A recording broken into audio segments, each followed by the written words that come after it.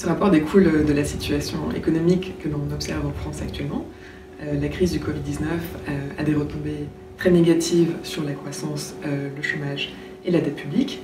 Et l'on a observé lors des crises passées que ces récessions ont tendance à s'accompagner d'une augmentation très forte des émissions de gaz à effet de serre. C'est ce qu'on a vu en 2008 par exemple. Et souvent, cette augmentation des émissions est liée aux mesures de relance elles-mêmes qui favorisent les infrastructures dépendantes des énergies fossiles. Donc I4CE propose un plan d'investissement qui permet de faire en sorte que la décennie 2020-2030 ne soit pas perdue pour le climat et que la France puisse toujours espérer atteindre ses objectifs de neutralité carbone.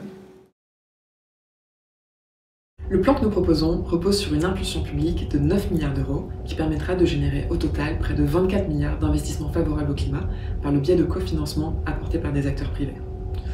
Nous avons analysé 15 secteurs qui sont très fortement marqués par la crise économique et également indispensables à la transition bas carbone. Nous avons regroupé ces 15 secteurs en 3 familles que sont le bâtiment, la mobilité et l'énergie. Dans le domaine du bâtiment, ces financements publics serviront par exemple à apporter une aide à la rénovation énergétique globale. Dans le domaine de la mobilité, il y aura un bonus automobile renforcé, ainsi que des enveloppes conséquentes pour l'extension de réseaux de transport en commun urbains.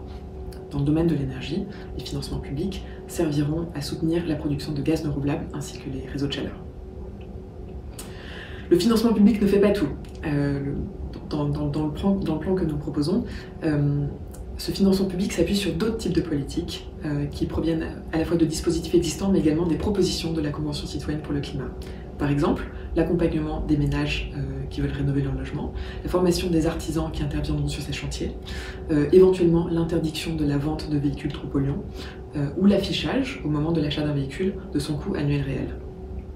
Enfin, il faut bien garder en tête que ces 9 milliards d'impulsions publiques sont valables aujourd'hui. Compte tenu du nombre de projets et de marchés bas carbone qui vont émerger dans les prochaines années, il est très probable que ce montant des financements publics doive doubler dans les 5 années à venir.